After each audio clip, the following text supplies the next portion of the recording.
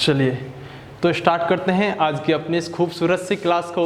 और इस खूबसूरत सी क्लास में अब आप सीखेंगे कि किस तरह से हम आने वाले परीक्षा के प्रश्नों को यहाँ पर अटेम्प्ट करना आरंभ करते हैं। देखिए दोस्तों, अगर मैं बात करूं आपसे उत्तर प्रदेश के बारे में, तो आप जानते हैं कि उत्तर प्रदेश अपने आप में एक बहुत खूबसूरत सा हमारा प्रदेश है। और यह उत्तर प्रदेश हमारा बहुत खूबसूरत सा प्रदेश, जिसमें आज हम इसके कुछ सिलेबस पर सबसे प्रथम हम आपसे बात करेंगे। क्योंकि सिलेबस पर हम बात जब कर रहे होंगे तो आप जान जाएंगे कि सिलेबस आखिरकार उत्तर प्रदेश का जो हमें पढ़ना है वह क्या क्या पढ़ना है। तो दोस्तों देखिए, सबसे पहले हम उत्तर प्रदेश के जब सिलेबस की बात करते हैं तो सबसे पहले हमको उत्तर प्रदेश का इतिहास जानना होगा। यानी इतिहास के बिना कुछ नहीं चल सकता और हमें सबसे पहले उत्तर प्रदेश के इतिहास के बारे में बात करनी होगी। और इतिहास को भी जब आप पढ़ने की कोशिश कर रहे होंगे तो हम जानते हैं इस इतिहास को आप प्रमुख रूप से 3 भागों में पढ़ने की कोशिश करेंगे। और जो आपके 3 भाग होने वाले हैं इस इतिहास के, आप कहेंगे कि सर इस इतिहास में सबसे पहले आप क्या पढ़ाओगे, तो मैं आपसे कहूँगा मैं सबसे पहले आपको प्राचीन इतिहास के बारे में बताऊँगा। यानी किसका प्राचीन इतिहास, तो आप कह रहे होंगे उत्तर प्रदेश का प्राचीन इतिहास। उसके बाद आप मध्यकालीन इतिहास की बात करेंगे और मध्यकाल के उत्तर प्रदेश के इतिहास पर हम एक बार नजर डालेंगे। जब इन दोनों आयामों को हम पूरा कर लेंगे तो उसके बाद अगले पड़ाव पर चलेंगे और आप जानेंगे कि उत्तर प्रदेश का आखिरकार आधुनिक इतिहास जो रहा है वह आधुनिक इतिहास क्या रहा है। यानी हम इन तीनों पड़ावों को जब पढ़ चुके होंगे तो आप संपूर्ण उत्तर प्रदेश का इतिहास पढ़ चुके होंगे। यह देखने में आपको 3 वर्ड लग रहे होंगे, लेकिन इन्हीं पर जब हम बात करेंगे तो एक बहुत लंबे सार में डूबते हुए चले जाएंगे। जब आप इस इतिहास की बात करते हैं तो मैं आपको बता देना चाहता हूं कि लगभग आज से 600 ईसा पूर्व, यानी 600 ईसा पूर्व में जब आप जाएंगे तो वहां पर माना जाता है कि 600 ईसा पूर्व हमारे इस उत्तर प्रदेश में 2 धर्म हुआ करते थे।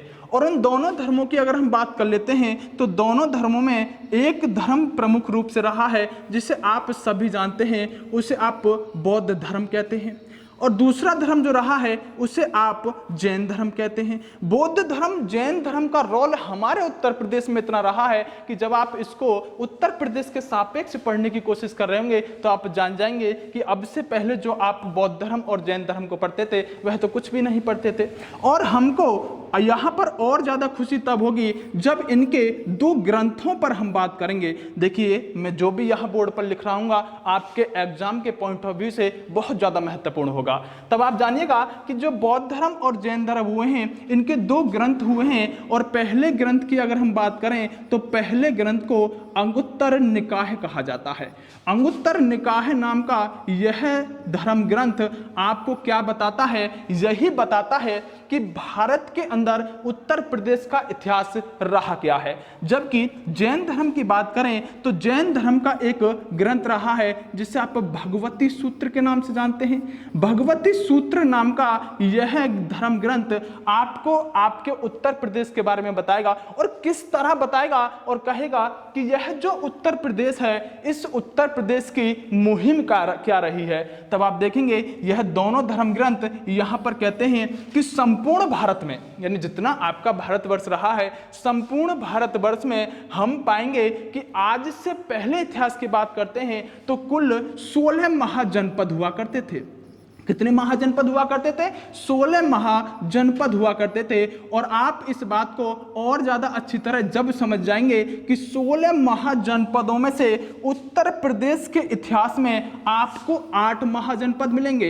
यानी कि आप इस बात को अब समझ गए होंगे कि उत्तर प्रदेश का इतिहास कितना महत्वपूर्ण होने वाला है कि संपूर्ण भारत में कुल कितने महाजनपद? 16 महाजनपद। और उसमें से आप उत्तर प्रदेश में कितने महाजनपद पा रहे हैं? 8 महाजनपद। यानी कि उत्तर प्रदेश का इतिहास बहुत ज्यादा आपको यहां पर गहराई से पढ़ना होगा। और आपसे कितनी ही बार इस प्रश्न को पूछा गया है कि किस बौद्ध ग्रंथ के अनुसार, किस बौद्ध धर्म के ग्रंथ के अनुसार भारत के अंदर 8 महाजनपदों का उल्लेख मिलता है। आप आसानी से बताएंगे कि एक बौद्ध धर्म ग्रंथ है जिसका नाम है अंगुत्तर निकाय और इसके अंदर कहा गया है कि उत्तर प्रदेश के अंदर 8 महाजनपद पाए जाते थे। उसके अलावा आपसे पूछा गया है उत्तर प्रदेश के ही एग्जाम में कि भगवती सूत्र नाम का धर्म ग्रंथ किस यहाँ पर धर्म से संबंधित है, तो आप कहेंगे जैन धर्म से संबंधित है। तब हम इसको और आगे बढ़ाएंगे और हम आपसे कह रहे होंगे कि यहाँ पर धीरे धीरे जब आप और आगे चलेंगे तो आप पाएंगे यहाँ पर कि किस तरह से हमको आगे की चीज़ों को पढ़ना है और उत्तर प्रदेश के सिलेबस में आप और क्या पढ़ाएंगे।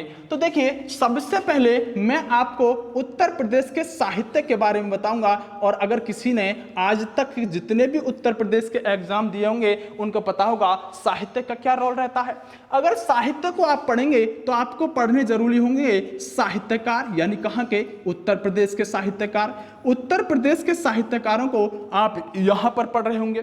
उत्तर प्रदेश के साहित्यकारों के बाद आप उत्तर प्रदेश के प्रमुख मंदिरों की बात करेंगे, यानी उत्तर प्रदेश में कौन कौन से मंदिर हैं, उनको किस किस ने बनवाया, किस किस राज्य में हैं, उन सभी मंदिरों पर हम यहां पर बात कर रहे होंगे।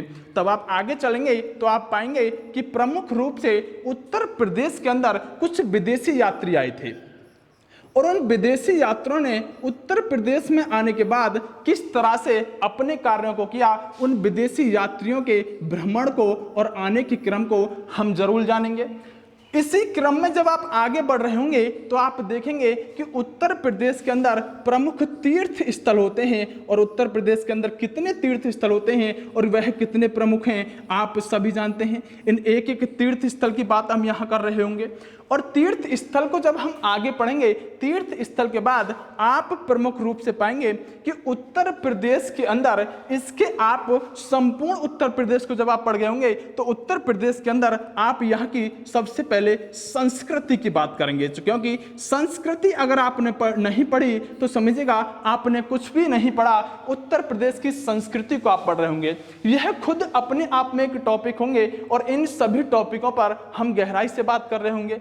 अगर आगे चलते हैं कि इसके अलावा, इतना तो सही है, इसके अलावा हमें क्या पढ़ना होगा, तो आपको पता होना चाहिए कि इसके बाद हम इस उत्तर प्रदेश की राजनीति को जानेंगे। और जब आप उत्तर प्रदेश की राजनीति को पढ़ रहे होंगे तो आप कहेंगे उत्तर प्रदेश की राजनीति में भी हमें कुछ पढ़ना होगा, तो मैं कहूँगा हाँ, बहुत ज़्यादा पढ़ना होगा। किस तरह से उत्तर प्रदेश की राजनीति में यहाँ पर हम हिस्सा लेंगे, तो आप कहेंगे उत्तर प्रदेश की राजनीति में सबसे पहले मैं आपको एक चीज बताऊंगा और वह होगा एक अधिनियम। और इस अधिनियम ने किस तरह से उत्तर प्रदेश की राजनीति को उलट पलट के रख दिया, वह अधिनियम होगा 1919 का अधिनियम। यानी 1919 का अधिनियम किस तरह से भारत के इस उत्तर प्रदेश की राजनीति में अपना रोल निभाता है, इस पूरे अधिनियम पर हम चर्चा कर रहे होंगे। इस उत्तर प्रदेश के अधिनियम से जब हम आगे बढ़ गए होंगे तो आप पाएंगे कि उत्तर प्रदेश के इस अधिनियम के अलावा आपको यहाँ पर एक और प्रमुख चीज पढ़नी होगी, वह पढ़ना होगा यहाँ का विधानमंडल। और विधानमंडल ही सबसे ज्यादा प्रमुख होता है, इस बात को भी आप अच्छी तरह जानते हैं कि विधानमंडल और इस विधानमंडल के कितने अंग होते हैं। आप कहेंगे विधानमंडल के 2 यहाँ पर अंग होते हैं, प्रमुख रूप से अभिन्न अंग यहाँ पर हम तीसरा भी पढ़ेंगे। लेकिन सबसे पहले आपको इस उत्तर प्रदेश की विधानसभा के बारे में जानना होगा और विधानसभा में कितनी सीटें होती हैं, किस तरह से वहां पर चुनकर जाया जाता है, कहां पर विधान परिषद है, कहां पर विधानसभा है। और इन सब चीजों को जब आप पढ़ चुके होंगे तो आप यह भी जानेंगे कि एक और अंग इसका विधान परिषद होता है। यह सभी राज्यों में नहीं होता, लेकिन अगर उत्तर प्रदेश में है और हम उत्तर प्रदेश के जीके की बात कर रहे हैं तो हमको विधान परिषद भी पढ़ना होगा। अगर विधान परिषद आपने पढ़ लिया तो मैं आपसे अभी कह रहा हूं कि आपको जो तीसरे अंग होंगे उस तीसरे अंग में आप पढ़ रहे होंगे मुख्यमंत्री। और मुख्यमंत्री, हम पहले मुख्यमंत्री से स्टार्ट करेंगे, अंतिम तक के मुख्यमंत्रियों को यानी आज तक के मुख्यमंत्रियों पर बात करेंगे। और मुख्यमंत्री कौन कितने कार्यकाल तक रहा, किस मुख्यमंत्री ने कौन सी योजना चलाई, कौन सा मुख्यमंत्री कौन सा कार्य करके गया, इन सभी चीजों को हम यहाँ पर क्रमवार अध्ययन करेंगे। और मुख्यमंत्री ही नहीं डियर, आपको यह भी बात समझ लेनी चाहिए कि मुख्यमंत्री के साथ साथ आप अगर उत्तर प्रदेश के राज्यपालों को नहीं पढ़ते हैं तो समझिएगा आप कुछ कुछ भी नहीं पढ़ रहे हैं। यानी राजनीति का भी आपको लग रहा होगा एक बहुत लंबा चौड़ा पोर्शन यहाँ पर रहने वाला है, बहुत ज्यादा आपको चीजें राजनीति में भी पढ़नी होंगी। और जब इन सब चीजों को आप पढ़ चुके होंगे तो आप सबसे अहम चीज उत्तर प्रदेश की राजनीति में पढ़ रहे होंगे, यहाँ की पंचायतें। और यह पंचायतें जो होंगी, यह पंचायतें आपके लिए बहुत ही ज्यादा प्रमुख होंगी, क्योंकि जब आप पॉलिटी के अंदर पंचायतों को पढ़ते हो तो आप प्रमुख रूप से नगर पालिका के बारे में जानते हो, 74-75 अनुच्छेद के बारे में जानते हो, लेकिन यहाँ पर आप प्रधानों के बारे में जानोगे, यहाँ पर ब्लॉक प्रमुख के बारे में जानोगे और निम्न स्तर की चीजों को जानने की कोशिश करोगे, क्योंकि हम उत्तर प्रदेश के बारे में जानेंगे। अब आगे बात करते हैं कि पॉलिटी में तो हमने काफी पढ़ लिया, पॉलिटी के अलावा अब क्या पढ़ना होगा। तो देखिए अगला जो टॉपिक आपका रहेगा वह रहेगा आर्थिकी। आर्थिकी आप इतना समझिएगा, इसके अंदर आपको प्रमुख रूप से बहुत ही ज्यादा महत्वपूर्ण चीजों को पढ़ना होगा। क्यों? क्योंकि देखिए भारत का बजट होता है और भारत के बजट को हम जब जीके के पोर्शन को पढ़ते हैं तो भारत के बजट पर हम बहुत अध्ययन करते हैं, लेकिन इस भारत के बजट के अलावा आप जब उत्तर प्रदेश की जीके पढ़ते हो तो आप उत्तर प्रदेश के अंदर बजट पर बात जरूर करोगे। और बजट पर बात इस तरह से की गई होगी कि भारत के बजट का उत्तर प्रदेश के बजट में क्या अहम रोल है, उत्तर प्रदेश के बजट ने उत्तर प्रदेश के नागरिकों के लिए क्या दिया, उत्तर प्रदेश के बजट में कितना पैसा दिया गया। और अगर कोई व्यक्ति यहाँ पर लंबे समय से पेपर दे रहा होगा, वह उत्तर प्रदेश के एग्जाम दे रहा होगा, तो वह यहाँ पर जानता होगा कि कई बार डीपली से डीपली प्रश्न यहाँ पर पूछा गया है कि बताइए सन 2017 में उत्तर प्रदेश गवर्नमेंट ने उत्तर प्रदेश के लिए कितना पैसा बजट में दिया। जबकि हमको यह समझना होगा कि मुख्य रूप से जब बजट पढ़ चुके होंगे तो बजट से आगे बढ़ेंगे और आप जानेंगे कि इस आर्थिकी के प्रमुख टॉपिक यहाँ पर क्या रहने वाले हैं। सबसे पहले इस आर्थिकी में आप जानेंगे यातायात, कौन सा नेशनल हाईवे कहां से कहां तक जाता है, यानी राज्य राजमार्ग कहां से कहां तक जाता है, उसकी लेंथ क्या है, सबसे बड़ा उत्तर प्रदेश का राजमार्ग कौन सा है और वह किस किस को जोड़ने का काम करता है। जब आप राजमार्गों को पढ़ चुके होंगे तो राजमार्गों के अलावा आपको इसी आर्थिकी के अंदर मुख्य रूप से पढ़ना होगा यहाँ पर उत्तर प्रदेश का परिवहन तंत्र। हालांकि यह परिवहन तंत्र इस यातायात के अंतर्गत ही आता है, लेकिन परिवहन तंत्र अगर हम नहीं पढ़ते हैं तो बहुत सारी चीजें जो यातायात के अंदर नहीं आती उनको हम परिवहन तंत्र में यहाँ पर समेटने की कोशिश करेंगे। और यातायात के बाद जब आप अंदर और भी चीजों को जानने की कोशिश करेंगे तो हमको जानना होगा कि यातायात के अलावा जो उत्तर प्रदेश है वह उत्तर प्रदेश वहां की सरकार यानी उत्तर प्रदेश की सरकार किस तरह से हमारे लिए क्या योजनाओं का आयोजन करती है। यानी प्रमुख रूप से भारत सरकार भी कुछ योजना चलाती है और योजना के अलावा उत्तर प्रदेश की सरकार भी कुछ योजना चलाती है। तो हम उन सभी योजनाओं को पढ़ेंगे। हो सकता है कुछ योजना आपको करंट से रिलेट भी करनी पड़े, लेकिन आपको फिर भी योजना पढ़नी होगी।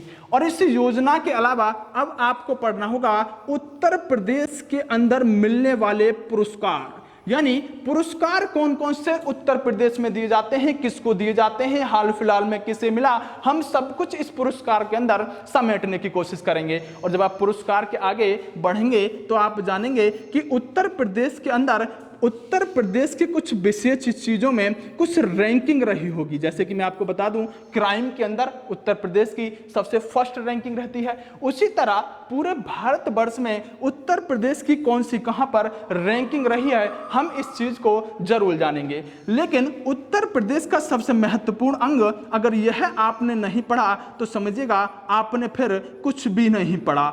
उत्तर प्रदेश के अंदर होने वाले प्रमुख सम्मेलन, इन सम्मेलनों के साथ ही हम इस आर्थिकी को समाप्त करेंगे। और आर्थिकी समाप्त होगी, यह खुद भी अपने आप में एक टॉपिक होंगे जो बहुत लंबे समय तक चलेंगे। अगर हम आगे बात करते हैं कि इस उत्तर प्रदेश की आपने आर्थिकी के बारे में तो बहुत कुछ बताया, अब इसके अलावा भी क्या कुछ सिलेबस बचता है, तो मैं कहूँगा बिल्कुल सिलेबस बचता है। अब आपके लिए यहाँ पर जो सिलेबस रहेगा वह सिलेबस रहेगा आपकी जलवायु का।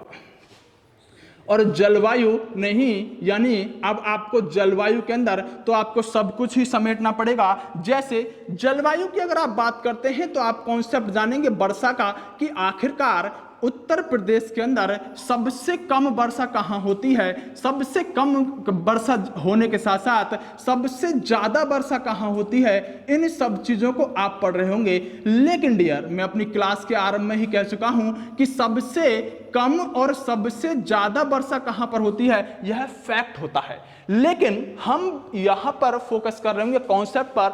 अगर सबसे कम वर्षा मथुरा में होती है तो क्यों, अगर सबसे ज्यादा वर्षा गोरखपुर में होती है तो क्यों? जब हम इस पूरे कॉन्सेप्ट को जान रहे होंगे तो आप जान जाएंगे कि जहां पर मथुरा होगा, मथुरा के आसपास के आगरा आदि क्षेत्र, वहां पर भी वर्षा कम हो रही होगी। क्योंकि अगर उसने एग्जामिनर ने कभी प्रश्न घुमाने की कोशिश की और कहा कि निम्नलिखित जिलों में से सबसे कम वर्षा किस स्थान पर होती है, और अगर मथुरा को ऑप्शन में नहीं डाला तो जिन बच्चों ने फैक्ट रटा है अब वह यहां पर धाराशाही हो जाएंगे।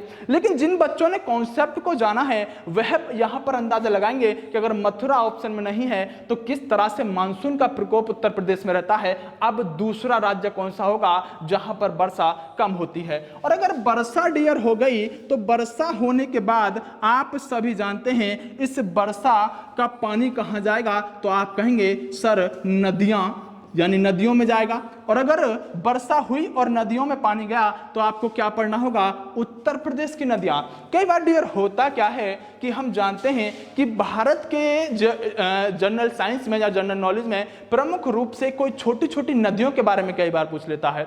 लेकिन बच्चा सोचता है कि मैंने तो ज्योग्राफी बहुत अच्छे से क्लियर किया था और यह नदी कौन सी पूछ ली, मुझे तो इस नदी का कुछ पता ही नहीं है। दरअसल वह प्रश्न ज्योग्राफी का नहीं होता, दरअसल वह प्रश्न किसी स्टेट की स्पेशल जीके से रिलेटेड होता है। क्योंकि छोटी छोटी नदियों को आप इस स्टेट में ही पढ़ सकते हैं, आपको वह भारत की नदियों में नहीं पढ़ाया जा सकता, इसलिए आपको नदियां पढ़नी होंगी। और नदियों के बाद आपको पढ़ना होगा कि उत्तर प्रदेश के अंदर कौन कौन से बांध बनाए गए हैं। यानी आप जानते हैं उत्तर प्रदेश में बहुत विशालकाय बांध रहे हैं और उनसे सिंचाई का कार्य किया जाता है, तो आप उन बांधों को भी पढ़ेंगे कि कौन कौन से बांध उत्तर प्रदेश में पढ़ाए गए हैं। जब नदियां हो गई, बांध हो गए, तो इस पानी से आप जानते हैं कुछ ना कुछ फसल भी उत्तर प्रदेश करता होगा। हम सब चीज जानेंगे, कौन सा जिला सबसे ज्यादा फसल करता है, कौन से जिले में, यानी कौन सी फसल में उत्तर प्रदेश सबसे पहले नंबर पर है, कौन से में सबसे कम है। हम इन सब चीजों को यहां पर जानेंगे। और फसल के बाद आप जानते हैं कि फसल हुआ तो फसल के मतलब होता है कृषि, और कृषि को भी हम यहीं पर समेटने की कोशिश करेंगे और आप कृषि को भी यहीं पढ़ रहे होंगे।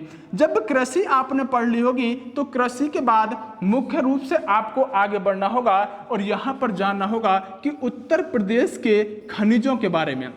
बहुत महत्वपूर्ण हो जाता है कि उत्तर प्रदेश के खनिजों के बारे में हम ना पढ़ें। और जब आप इन सब चीज़ों को, खनिजों को भी पढ़ चुके होंगे तो आपको और भी अन्य चीज़ें पढ़नी होंगी। जैसे कि मैं आपसे बात करता हूं कि उत्तर प्रदेश के अंदर किस तरह से राज्यों का विवरण है। यानी हालांकि मैं यह आपको एक अन्य टॉपिक में कराऊंगा, तो मैं कह सकता हूं कि आपको जो अगला टॉपिक पढ़ना होगा वह पढ़ना होगा यहां पर जिला दर्शन। और जिला दर्शन का मतलब क्या है, तो एक बात ही समझ लीजिएगा कि जिला दर्शन मतलब उत्तर प्रदेश के अंदर कुल कितने जिले हैं। आप कहेंगे सर उत्तर प्रदेश के अंदर कुल 75 जिले हैं, यानी वर्तमान में अगर 75 जिले हैं तो आप मुझे बताएं कि उत्तर प्रदेश के अंदर मंडल कितने हैं। तो मैं जानता हूं यह बहुत बेसिक सी चीजें हैं, मैं अभी आपको कुछ भी नहीं पढ़ा रहा, सिर्फ समझिएगा मैं आपको सिलेबस ही बता रहा हूं।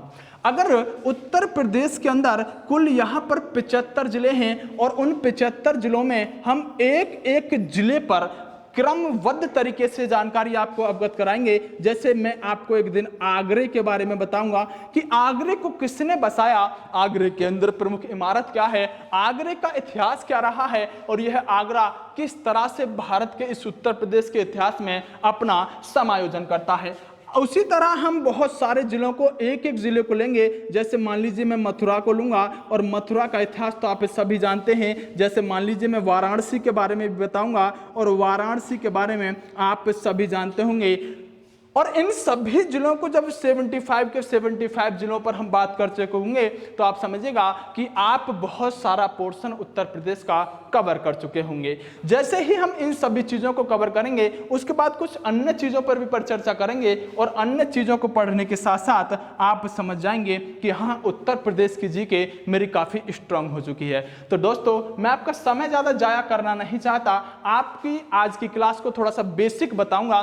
बेसिक मतलब आपको कुछ लोग होंगे जो सब कुछ जानते होंगे, लेकिन मेरा मानना है कि ज्यादातर लोग कुछ भी नहीं जानते। मैं बेसिक से इस क्लास को स्टार्ट करने की कोशिश करता हूं और आज जब इस बेसिक से इस क्लास को मैं स्टार्ट करूंगा तो दोस्तों मैं आपको बताना चाहता हूं कि सबसे पहले आपको मेरी क्लास स्टार्ट करने से पहले हर हाल में मैप लेना होगा, क्योंकि मैं अगर कॉन्सेप्ट पर बात करने वाला हूं तो मुझे मैप की आवश्यकता जरूर पड़ेगी। अगर आप फैक्ट ही पढ़ेंगे और पढ़ते आए हैं तो आप रटते चलिएगा, मुझे कोई समस्या नहीं है, लेकिन आप उत्तर प्रदेश का मैप जरूर लेकर बैठेंगे अगर आपको कॉन्सेप्ट जानना है। तो देखिए, सबसे पहले मैं जानता हूं कि यह आपको सभी को दिख रहा होगा और सभी को दिख रहा होगा, यानी कि मैं अगर बात करूं इस उत्तर प्रदेश की तो मैंने रेड कलर से दिखाया है उत्तर प्रदेश।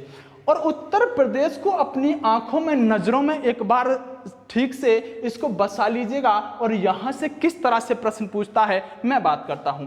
सबसे पहले दोस्तों देखिए, अगर आप इस उत्तर प्रदेश की बात करते हैं तो उत्तर प्रदेश के अंदर यह हमारा पूरा उत्तर प्रदेश और इस उत्तर प्रदेश के कुछ पड़ोसी राज्य रहे होंगे।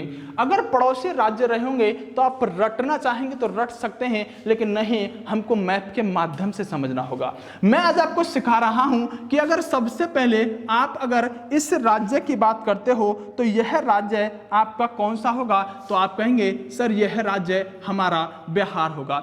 यानी मैं आपको बताने वाला हूं कि उत्तर प्रदेश की सीमा किन किन राज्यों से लगती है और वह भी मैप के माध्यम से। और अगर मैप के माध्यम से एक बार आपने समझ लिया तो फिर आपको समस्या होने वाली नहीं है। मैं फिर क्वेश्चन अटेम्प्ट कराऊंगा तो आप जरूर उन क्वेश्चनों को कर पा रहे होंगे।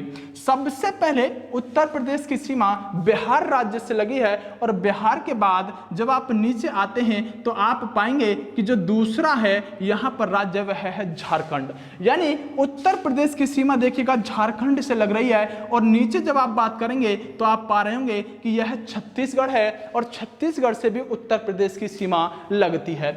आगे बात करते हैं कि यह बड़ा सा राज्य है जो उत्तर प्रदेश को छूता है, इसका नाम क्या होगा, जिसको हम भारत का हृदय कहते हैं, वह है मध्य प्रदेश। और मध्य प्रदेश से ऊपर यह भी बड़ा सा राज्य है जो यहाँ पर आप पढ़ रहे हैं, यह बड़ा सा राज्य है, आपको जानना होगा। और इस बड़े से राज्य के अंदर आप पा रहे होंगे कि यह हमारा बड़ा सा राज्य है जिसको आप राजस्थान कहते हो।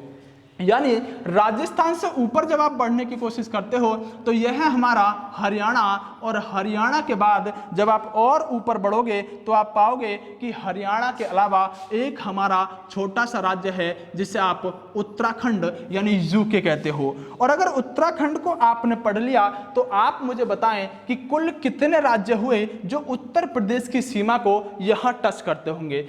1 2 3 4 5 6 7, कुल मिलाकर 7 राज्य हुए जो उत्तर प्रदेश की सीमा को टच करते हैं। लेकिन आंसर डियर 7 नहीं है। आपको देखने में जरूर 7 लगेगा, लेकिन ध्यान रखिएगा सबसे महत्वपूर्ण प्रश्न कि अगर उत्तर प्रदेश की सीमाओं से अगर कभी प्रश्न पूछा तो यही प्रश्न पूछेगा जो हमने एक यहां पर राज्य छोड़ा है, हिमाचल प्रदेश।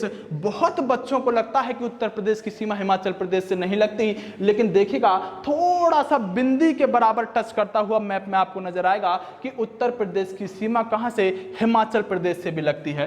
तो हम कह सकते हैं कि उत्तर प्रदेश की जो सीमा होगी वह उत्तर प्रदेश की सीमा यानी यूपी की सीमा कुल कितने यहां पर राज्यों को छूती है। उत्तर प्रदेश की सीमा छूने वाले जो राज्य होंगे वह आप एक ही बार में कहेंगे 8 राज्यों को उत्तर प्रदेश की सीमा 8 राज्यों के साथ अपनी बाउंड्री बनाती है। लेकिन जब भी इस प्रश्न को गलत कराना होगा तो एग्जामिनर बहुत तेज होता है और इस प्रश्न को भी अब भी आसानी से गलत कराएगा और किस तरह से भाषा में बोलेगा कि उत्तर प्रदेश की सीमा कितने राज्य एवं केंद्र शासित प्रदेशों से लगती है, और बच्चा यहीं पर अपना आंसर 8 लगाएगा, लेकिन वह नहीं पढ़ेगा कि इसने कहा है कितने राज्य एवं केंद्र शासित प्रदेश। आप जानते हैं कि यहाँ पर छोटा सा यह जो बिंदु आप देख रहे हैं यह है हमारा दिल्ली, और वह यही तो जानना चाह रहा है कि कितने केंद्र शासित प्रदेशों से लगती है। तो आप कहेंगे सर इसके अलावा एक केंद्र शासित प्रदेश से भी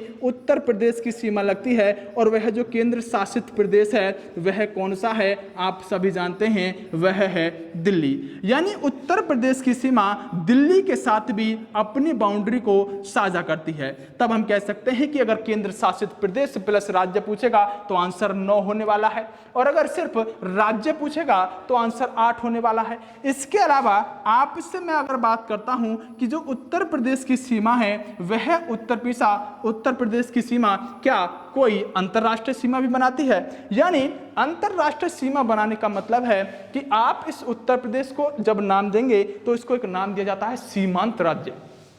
आपको जानना होगा कि आखिरकार सीमांत का प्रयोग करा क्यों। आपने सभी ने किताब में पढ़ा होगा उत्तर प्रदेश एक सीमांत राज्य, लेकिन जब तक इस शब्द को नहीं पकड़ोगे जब तक आपको कुछ भी यहाँ पर हासिल नहीं होने वाला। अगर इसने सीमांत राज्य बोला है तो आपको यह जानना होगा कि आखिरकार इसने सीमांत राज्य बोला क्यों है। मैं आपको बताना चाहता हूं कि सीमांत राज्य का मतलब क्या है। सीमांत राज्य का मतलब डियर कुछ नहीं होता, एक ऐसा राज्य है जो कि किसी देश की बाउंड्री एक अन्य देश के साथ बनाता हो। तब आप कहेंगे क्या मध्य प्रदेश सीमांत राज्य होगा? कभी नहीं होगा। यानी कि जो जो राज्य इसकी बाउंड्री पर होंगे और वह किसी अन्य देश के साथ सीमा बना रहे होंगे उनको हम एक नाम देंगे सीमांत राज्य। अगर यहाँ पर उत्तर प्रदेश का कोई गांव हुआ तो हम उस गांव को सीमांत गांव कह सकते हैं, यानी एक ऐसा गांव जो कि बिल्कुल बाउंड्री पर बसा होगा। तो मैं आपको बताना चाहता हूं कि जब आप सीमांत राज्य का प्रयोग करते हैं उसका मतलब है कि यहाँ पर एक देश है और उस देश को आप सभी जानते हैं नेपाल। तो हम कह सकते हैं कि उत्तर प्रदेश की सीमा यहाँ पर एक अंतरराष्ट्रीय सीमा भी बनाती है, और वह अंतरराष्ट्रीय जो सीमा बनाती है वह किस देश के साथ बनाती है? तो आप कहेंगे उत्तर प्रदेश की सीमा अंतरराष्ट्रीय सीमा का निर्माण किसके साथ करती है? और वह देश नेपाल होगा।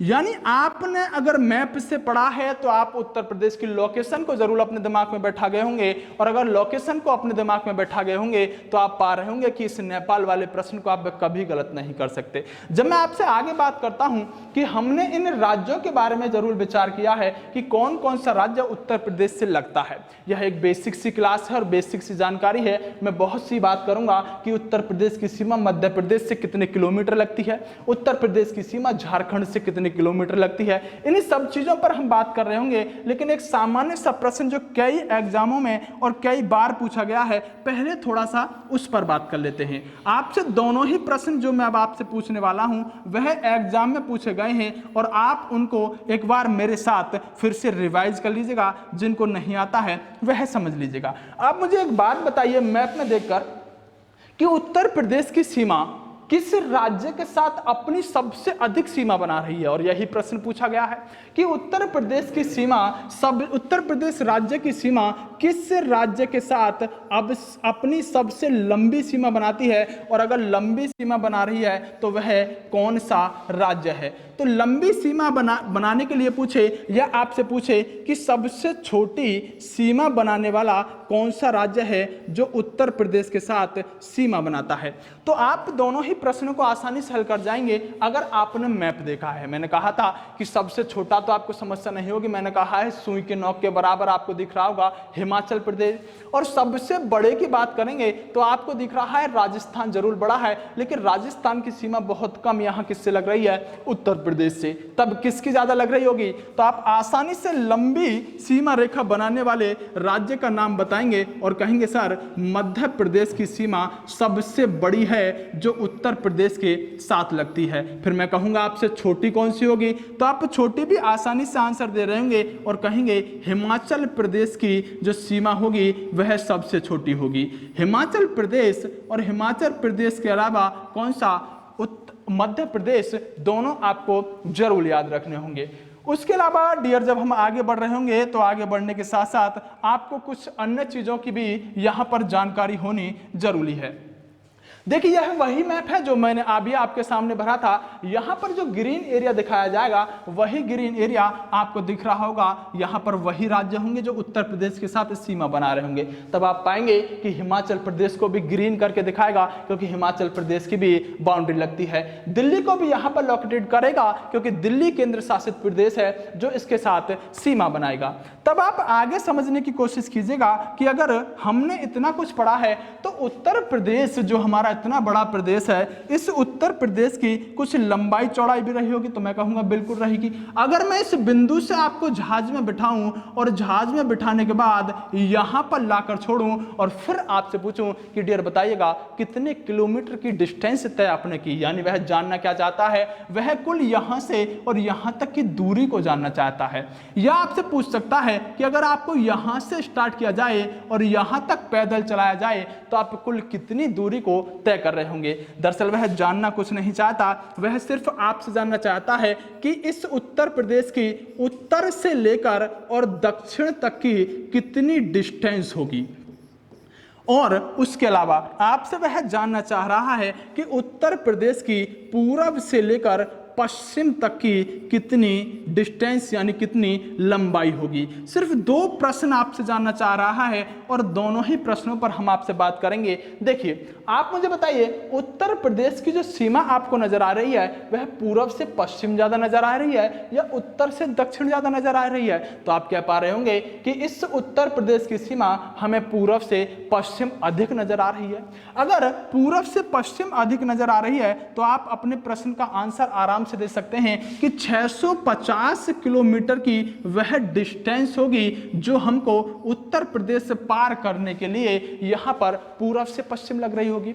दूसरा, अगर आपसे पूछा है कि इसकी आप उत्तर से दक्षिण भी लंबाई बताएं तो आप आसानी से कहिएगा 240 किलोमीटर वह डिस्टेंस होगी जो हमको यहां पर कहां से पूरा उत्तर से दक्षिण तक लग रही होगी। दोनों ही प्रश्न आपको याद रखने होंगे क्योंकि उत्तर प्रदेश के एग्जामों में यह प्रश्न बहुत ज्यादा पूछा जाता है। और तीसरा प्रश्न अगर कुछ पूछा गया आपसे जो डाटा के बेस पर होगा तो वह होगा आपका क्षेत्रफल। देखिए हर बच्चे को उत्तर प्रदेश का क्षेत्रफल याद होता है लेकिन फिर भी हमें बेसिक से स्टार्ट करना है तो आपको भी इसका क्षेत्रफल जरूर याद रखना होगा। इसके क्षेत्रफल की बात करते हैं तो इसका कुल क्षेत्रफल होता है 240928 यानी आप कह सकते हैं 240 998। आप आराम से याद रख सकते हैं। आप इसको ऐसे ही याद रखिएगा जैसे आपको याद रहता है उनका मोबाइल नंबर, यानी आप 240 928 को कभी नहीं भूलेंगे। और तीनों ही प्रश्नों को जब आप अटेम्प्ट कर चुके होंगे तो आप इस बात को समझ रहे होंगे कि इस उत्तर प्रदेश का पूरा हम एरिया जान रहे हैं। और इस उत्तर प्रदेश के एरिया को अगर यूनिट की बात करें तो आप इसे वर्ग किलोमीटर में यहां पर डिनोट करेंगे, यानी यहां 240 998 वर्ग किलोमीटर पूरे उत्तर प्रदेश का क्या है, क्षेत्रफल है, एरिया है। लेकिन अगर इसने और भी ज्यादा खूबसूरत प्रश्न बनाने की कभी कोशिश की तो आपसे एक और प्रश्न, और इतना महत्वपूर्ण कि उत्तर प्रदेश पुलिस में लगातार 2 बार यहीं से प्रश्न पूछा है। अब यह सभी बच्चों को याद हो चुका है, लेकिन अब यहां से प्रश्न नहीं पूछ रहा। प्रश्न कहां से पूछ रहा है तो वह कह रहा है कि आप मुझे सिर्फ इतना बताइए कि यह जो उत्तर प्रदेश का क्षेत्रफल है यह संपूर्ण भारत का कितना परसेंट है। आप मेरी बात को समझिएगा कि अगर इस उत्तर प्रदेश को मैं यहां से निकाल के अलग फेंक दूं और पूरा भारत अगर 100% है तो फिर भारत कितना बचेगा, यानी कि पूरे संपूर्ण भारत में उत्तर प्रदेश का एरिया क्षेत्रफल कितने परसेंट है। और यही प्रश्न लगातार 2 बार पूछ लिया गया है उत्तर प्रदेश पुलिस में। चलिए हम आज इस चीज को क्लियर कर देते हैं। आपसे जब भी यह प्रतिशत की बात करे कि कितना प्रतिशत है उत्तर प्रदेश का एरिया संपूर्ण भारत का, तो आप इसका आंसर आज के बाद देंगे 7.33%, यानी 7.33% क्षेत्रफल उत्तर प्रदेश का है संपूर्ण भारत का। और इसके अलावा अगर इसने पूछा कि यह जो क्षेत्रफल है 7.33 संपूर्ण भारत का,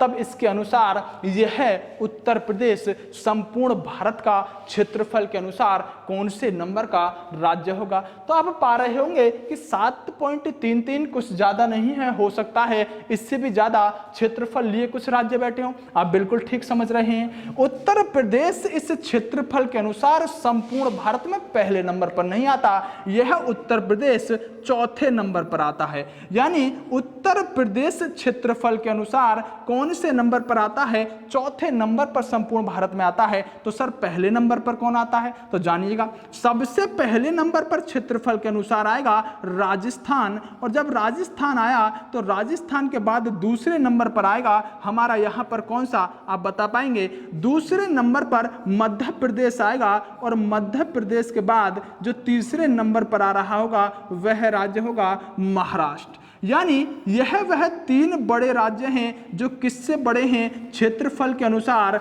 हमारे उत्तर प्रदेश से भी बड़े हैं। तब आप यह समझ गए होंगे कि क्षेत्रफल जरूर काफी है, बहुत बड़ा लगता है, लेकिन सबसे बड़ा ऐसा नहीं है। इससे बड़े तो अभी 3 भी बाकी हैं, और वह 3 कौन कौन से हैं, राजस्थान, मध्य प्रदेश और महाराष्ट्र। इन सभी चीजों को जब आप आगे पढ़ेंगे तो आप जानेंगे कि यह सभी चीज आपके लिए बहुत ज्यादा आसान हो चुकी हैं, और अगर आसान हो चुकी हैं तो अब आप आसानी से इन चीजों को आगे भी हम यहाँ पर अप्लाई करते हैं। देखिए, यह मैं आपके सामने एक मैप दिखा रहा हूं जो उत्तर प्रदेश का है। हो सकता है आपको थोड़ा सा कम दिख रहा हो, आप समझ जाइएगा, मैंने पहले ही कहा है मैप आपके पास होना चाहिए। आप अपने मैप पर देख सकते हैं, मैं यहां समझाऊंगा। आप एक बात समझिएगा कि यह मैप अब अभी तक हम बाहर से भारत में देख रहे थे, लेकिन अब हम पार्टिकुलर उत्तर प्रदेश में आ गए। और जब हम उत्तर प्रदेश में आ गए तो आप वही देख रहे होंगे, नेपाल मैंने अभी बात की थी, बिहार बात की थी, झारखंड बात की थी, मध्य प्रदेश, राजस्थान, हरियाणा, और पूरी तरीके से इन सभी उत्तराखंड आदि राज्यों पर मैंने बात की थी। यानी अब आपको थोड़ा सा अंदर घुसना है, बेसिक क्लास है, बिल्कुल हम बेसिक जान रहे हैं, बाकी बहुत सी चीजें होती हैं जो हम यहाँ पर जानेंगे। सबसे पहले आप एक चीज देखिएगा कि अगर मैं आपसे पूछूं कि अगर उत्तर प्रदेश है और उत्तर प्रदेश को मैं इस तरह से यहां पर बना रहा हूं, यह दिशा मेरी कौन सी है, आप कहेंगे उत्तर की दिशा है। उत्तर के अलावा यह कौन सी है, आप कहेंगे दक्षिण की दिशा है, और दक्षिण के अलावा इसे आप पूरब कह सकते हैं, पूरब के अलावा इसे आप यहां पर पश्चिम कहेंगे। यानी नॉर्थ, साउथ, ईस्ट, वेस्ट के नाम से आप इसे देंगे। और अब मैं इसको मान रहा हूं कि यह बीचों बीच क्या है, तो आप कह रहे होंगे सर यह बीचों बीच है हमारी यूपी।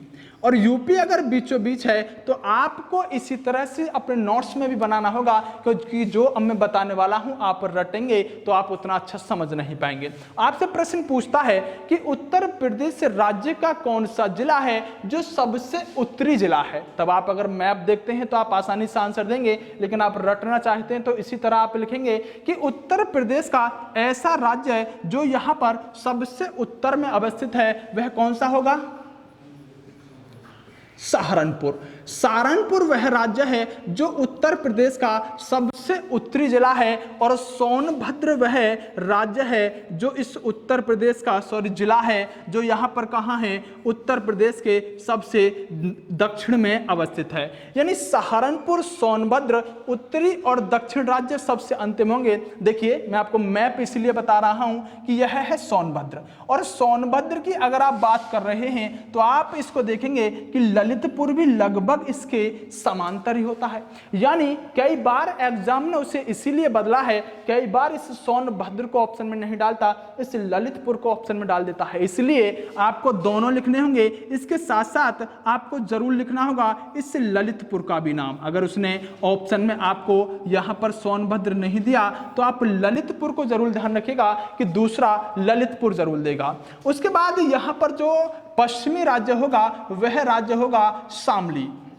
शामली तो आपको सभी को पता होगा, और शामली के अलावा पूर्वी राज्य जो रहने वाला है वह रहेगा बलिया। यानी कि यह वह 4 राज्य होंगे जो आपसे कभी भी उत्तर में या दक्षिण में या फिर यहाँ पर पूर्व पश्चिम में जिलों की बात करें तो चारों जिलों आपको याद रहने चाहिए। यह जिले प्रमुख रूप से आप मैप पर देखकर याद रखेंगे तो आप अच्छे से याद रख पाएंगे। इस क्लास को हम और आगे बढ़ाने से पहले आपको फिर से मैं याद दिलाना चाहता हूं कि उत्तर प्रदेश के इस संपूर्ण इतिहास में अगर आपको एक बार देखना है तो इन बेसिक चीजों को आपको जानना होगा। यह सब चीजें आपको किताब में जरूर मिल जाएंगी, लेकिन किताब में मिलने के अलावा मैंने पहले ही कहा है कि फैक्ट याद रखने से अच्छा है कॉन्सेप्ट जाना जाए। और कॉन्सेप्ट जानने के लिए मैं थोड़ा सा यहाँ पर आपको समझाने वाला हूँ कि किस तरह से इसकी भूमिका उत्तर प्रदेश की रही है। सबसे पहले देखिएगा, मैंने यहाँ पर लिखा है उत्तर प्रदेश के बारे में, और उत्तर प्रदेश के भी बारे में क्या, उत्तर प्रदेश का नाम। और उत्तर प्रदेश का नाम, सबसे पहला फैक्ट अगर आप देखते हैं तो आप पा रहे होंगे कि 1836 में उत्तर पश्चिम प्रांत इसका नाम दिया गया। सबसे पहले आप मुझे एक बात बताइएगा, आखिरकार उत्तर पश्चिम प्रांत ही क्यों, इसका नाम कुछ और भी दिया जा सकता था। तब आप समझिएगा कि आप कॉन्सेप्ट जानने की कोशिश कर रहे हैं कि आखिरकार 1836 में उत्तर पश्चिम प्रांत इसका नाम दिया गया, तो कारण क्या रहा होगा। तो जानिएगा, मैं आपको कारण बताने की कोशिश करता हूं कि उत्तर पश्चिम प्रांत ही इसका नाम क्यों रखा गया। देखिए, जब मैं इस यूपी की बात करता हूं तो यह हमारा अगर यूपी बीच में है, और इस यूपी को जब हम 1836 में पढ़ रहे हैं तो समझिएगा इस यूपी के इधर हुआ करता था दिल्ली, और दिल्ली के अलावा इस यूपी के इधर हुआ करता था बंगाल आदि, जो आज भी है। लेकिन बंगाल आदि जो हुआ करता था, अंग्रेजों ने सबसे पहले क्या किया कि इस बंगाल को इस उत्तर प्रदेश जो अभी आपने देखा इससे अलग करने की कोशिश की। और जब इस बंगाल को उत्तर प्रदेश से अलग करने की, यानी पहले ये एक ही क्षेत्र हुआ करता था, जब इस बंगाल को अलग करने की कोशिश की तो सबसे पहले अगर बंगाल अलग गया तो बताइएगा कौन सा एरिया बचा। तो आप कह रहे होंगे सर उत्तर पश्चिम का एरिया बचा। इसीलिए इस यूपी को सबसे पहले 1836 में बंगाल अलग होने के कारण नाम दिया गया उत्तर पश्चिम प्रांत। और वही चीज आपने यहां पर अभी देखी थी कि 1836 में उत्तर पश्चिम प्रांत, लेकिन क्यों, क्योंकि बंगाल उत्तर प्रदेश से अलग हुआ था, और बंगाल उत्तर प्रदेश से अलग होने के साथ इसका नाम दिया गया उत्तर पश्चिम प्रांत। लेकिन एक बात ध्यान रखिएगा, जब भी इस प्रदेश का नाम के यानी क्षेत्र के साथ कुछ हेर बदल किया जाएगा, जब भी राजधानी के साथ भी किया जाएगा, तब आप कहेंगे कि 1836 में राजधानी कौन सी रखी गई, आगरा रखी गई। यानी जब नाम को बदलेगा जब राजधानी के साथ जरूर कुछ ना कुछ करेगा, या राजधानी के साथ जब कुछ करेगा जब अंग्रेज यहां पर अपनी जो राष्ट्र की शक्ति है उसे और ज्यादा विस्तार करने की कोशिश कर रहे होंगे, तब कुछ कर रहा होगा। तो जानिएगा कि आखिरकार जब 1836 में राज्य का नाम और राजधानी दोनों को रखा गया आगरा, आगरा के बाद अब जब आप पढ़ेंगे कि यहां पर आगरा के बाद जो उत्तर प्रदेश का नाम बदला गया वह नाम 1877 में बदला गया और आगरा एवं अवध संयुक्त प्रांत रखा गया। जहां पर दिल्ली था, दिल्ली के बराबर में ही अवध हुआ करता था, और इस अवध को अब पूरी तरह इस उत्तर प्रदेश में शामिल किया गया, और अब इसके नाम के साथ आगरा और अवध को भी जोड़ दिया गया। आगरा बहुत ज्यादा प्रमुख हुआ करता था, क्योंकि आप जानते हैं चाहे मुगल काल हो चाहे अवध का नवाब हो, आगरा उनकी राजधानी रहा करती थी मुगलों की, इसलिए आगरा को भी कहां जोड़ा गया, इस संयुक्त प्रांत में जोड़ दिया गया। जब संयुक्त प्रांत में आगरा को जोड़ दिया गया, उसके बाद इसकी राजधानी में जब परिवर्तन किया गया है वह किया गया है 1958 में। आप कह रहे होंगे सर 1958 में राजधानी परिवर्तन, यह बात समझ में नहीं आई। तो जानिएगा, अगर 1858 में राजधानी बदली है तो इसका कारण था 1857 की क्रांति। यानी 1857 की क्रांति जब आप पढ़ते होंगे तो पाएंगे कि उत्तर प्रदेश ही वह एकमात्र जगह थी जो इस चिंगारी को चमक दे रही थी। और चाहे आप मेरठ ले लीजिए, चाहे आप अन्य जगह मुजफ्फरपुर ले लीजिएगा, चाहे आप अन्य किसी भी जगह को ले लीजिएगा, फैजाबाद, इलाहाबाद आदि को, सबसे ज्यादा क्रांति कहां हो रही थी 1857 की, उत्तर प्रदेश में। इसलिए यहां पर लोगों को लगता था, अंग्रेजों को लगता था कि अब इसकी राजधानी को आगरा से हटाया जाना चाहिए और अपने और नजदीक लाया जाए, और इलाहाबाद इन्होंने राजधानी बनाई। अब आपको हालांकि है प्रयागराज के नाम से आप इसे जानते हैं, तो आप इसके लिए घबराइएगा मत, यह प्रयागराज ही इलाहाबाद हुआ करता था। उसके बाद 1857 ने यहां पर राजधानी को परिवर्तन किया, क्योंकि अंग्रेज यहां पर दूरी बनाना चाहते थे उत्तर प्रदेश के लोगों से। लेकिन जब धीरे धीरे यहां पर आगे चले तो आपको एक बहुत महत्वपूर्ण अधिनियम, जिसकी थोड़ी सी झलक ही बताऊंगा मैं, 1919 का अधिनियम। मैंने कहा था कि इस पर मैं पॉलिटी में बहुत विस्तार से बात करूंगा, कितना उथल पुथल इस 1919 के अधिनियम ने किया। दरअसल अगली बार जो राजधानी बदलने का काम किया गया है, यह राजधानी बदलने का काम इस 1919 के अधिनियम से किया गया है, और यहाँ पर गवर्नर का रोल इस राजधानी बदलने में सबसे महत्वपूर्ण था। लेकिन 1937 आते आते 1937 में अगली बार यहाँ पर इसका नाम फिर से बदल दिया गया, यानी 1937 और यहाँ पढ़ होंगे आप 1921, यानी राजधानी में तो इस बार परिवर्तन किया गया, लेकिन 1937 में जाकर इसका नाम हमने संयुक्त प्रांत रखा। मैं आपको बताऊंगा कि आप जो यह यूपी बोलते हो, इस यूपी का मतलब उत्तर प्रदेश है या इस यूपी का मतलब यूनाइटेड प्रोविंस है। तब इन बातों पर मैं धीरे धीरे आगे चर्चा करूंगा, लेकिन आप इतना जान लीजिएगा कि 1937 में संयुक्त प्रांत इसका नाम किया गया। तब आप इतना समझिएगा कि 26 जनवरी वह दिन था, और 26 जनवरी वह दिन 1950 का था, जब हम क्या कह सकते हैं कि उत्तर यानी भारत हमारा आज़ाद हुआ, और भारत आज़ाद होने के साथ साथ हमने कुछ राज्यों का निर्माण किया। वह क्षेत्र के आधार पर थे, भाषा के आधार पर नहीं थे। लेकिन उत्तर प्रदेश यहाँ पर राज्य तो बन गया, लेकिन राज्य बनने के साथ साथ उत्तर प्रदेश जो अपने राज्य का स्थापना दिवस मनाने लगा, वह राज्य का स्थापना दिवस उत्तर प्रदेश बनाने लगा 24 जनवरी को। यानी उत्तर प्रदेश का स्थापना दिवस अगर आपसे पूछा जाए तो उत्तर प्रदेश का स्थापना दिवस कौन सा होगा? 24 जनवरी। लेकिन अच्छा प्रश्न बन सकता है और गलत करा सकता है आपसे कि 24 जनवरी तो सभी को याद होगा, लेकिन 24 जनवरी कब से, यानी उत्तर प्रदेश ने अपना पहला स्थापना दिवस किस वर्ष मनाया, यह प्रश्न बहुत पूछा गया है। तो आप ध्यान रखिएगा, यह उत्तर प्रदेश का स्थापना दिवस हाल फिलहाल ही कुछ वर्ष पहले यहाँ पर मनाया गया। कब? यानी 2018 में। 2018 में उत्तर प्रदेश का स्थापना दिवस मनाया गया पहली बार, और आप इससे 1950 लगाने की कोशिश करेंगे जो गलत हो जाएगा। मैं आपसे आगे बात करता हूं इस उत्तर प्रदेश की अन्य चीजों पर, जो यहां पर 1 नवंबर 1956 बहुत ज्यादा महत्वपूर्ण है। 1 नवंबर 1956 इसलिए महत्वपूर्ण है क्योंकि 1 नवंबर 1956 में एक आयोग का गठन हुआ है, और वह राज्य पुनर्गठन आयोग के नाम से जाना गया है। और इस राज्य पुनर्गठन आयोग के अध्यक्ष एक व्यक्ति डॉक्टर फजल अली रहे थे। उन्होंने इस उत्तर यानी पूरे संपूर्ण भारत में राज्यों का पुनर्गठन करने का काम किया था, और राज्यों का पुनर्गठन किस तरह? भाषा के आधार पर करने की कोशिश की थी। तो 1 नवंबर 1956 यह वही डेट है जब राज्य पुनर्गठन आयोग का यहां पर गठन किया गया, और उसने इसको यहां पर क्या दिया? एक उत्तर प्रदेश नाम दिया। बन जरूर गया था यह यहां पर 1950 में, लेकिन 1950 के बाद 1900 राज्य पुनर्गठन आयोग का जो निर्माण हुआ वह कब हुआ? 1956 में हुआ। और इस राज्य का एक बार विभाजन भी कर दिया गया। आप सभी जानते हैं कि जो उत्तराखंड था, इससे पहले उत्तरांचल के नाम से जाना जाता था, और यह उत्तरांचल कितने जिले को काटकर बनाया गया? यानी 13 जिले यूपी के काटकर उत्तराखंड में मिला दिए गए, और यह विभाजन कब हुआ? 9 नवंबर 2000 को यह विभाजन हुआ।